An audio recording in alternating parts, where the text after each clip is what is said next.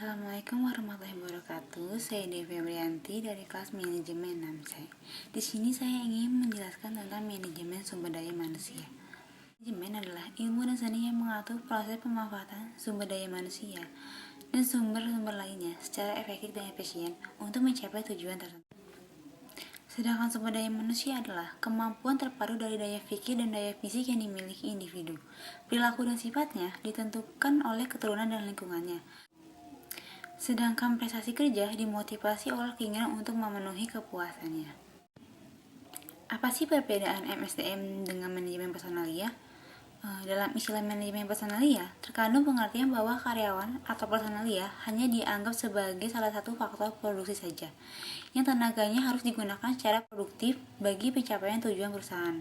Sedangkan dalam istilah MSDM, terkandung pengertian bahwa karyawan SDM yang ada dalam perusahaan merupakan aset atau kekayaan milik yang berharga perusahaan hingga dapat dipelihara dan dipenuhi kebutuhannya dengan baik. Selanjutnya, pentingnya MSDM. Yang pertama, human atau manusia merupakan salah satu dari unsur manajemen. Yang kedua, manusia selalu berperan aktif dan dominan di dalam setiap kegiatan organisasi. Yang ketiga, manusia itu unik dan kompleks. Ada beberapa tujuan-tujuan MSDM. Yang pertama, tujuan organisasional. Memastikan bahwa MSDM berkontribusi pada efektivitas organisasional. Departemen SDM membantu para manajer untuk mencapai tujuan-tujuan organisasi. Dalam hal ini, para manajer tetap bertanggung jawab penuh atas para bawahannya. Departemen SDM hanya memberikan dukungan dalam hal-hal terkait dengan pengelolaan SDM. Selanjutnya, tujuan fungsional. Menjaga kontribusi Departemen SDM dalam tingkat yang layak bagi kebutuhan-kebutuhan organisasi. Sumber-sumber daya akan terbuang percuma jika MSDM tidak dicarakan secara optimal sesuai kebutuhan organisasi. Lalu, tujuan kemasyarakatan. Bersikap etis dan bertanggung jawab sosial terhadap kebutuhan-kebutuhan dan tantangan-tantangan masyarakat, sembari meminimalkan dampak negatif tuntunan-tuntunan tersebut bagi organisasi.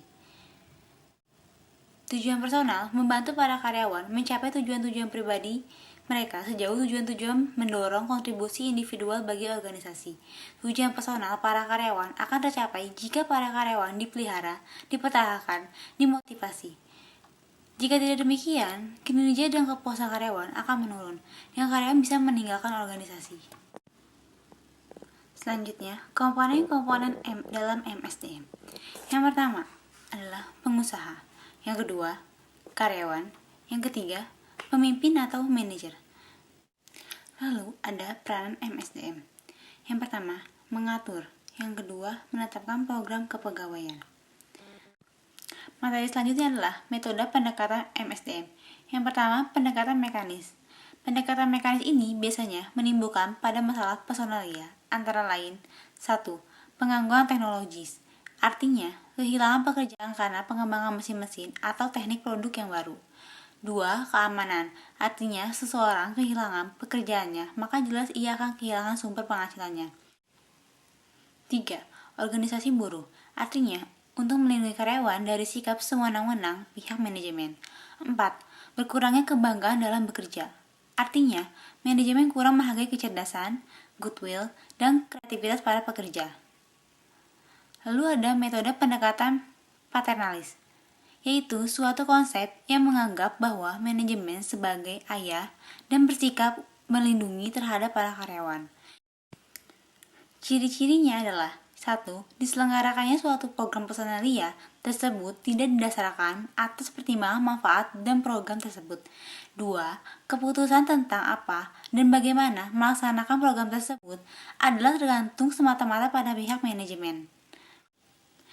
Metode selanjutnya adalah pendekatan sistem sosial, yaitu organisasi atau perusahaan adalah suatu sistem yang kompleks yang beroperasi dalam lingkungan yang kompleks pula yang bisa disebut sebagai sistem yang ada di luar.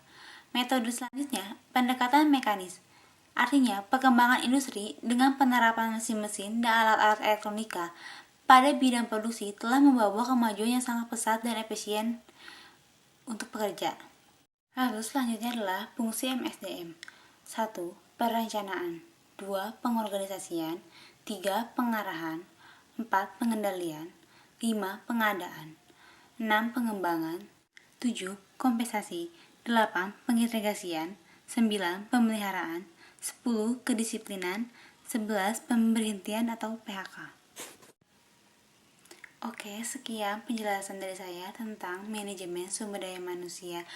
Terima kasih. Assalamualaikum warahmatullahi wabarakatuh.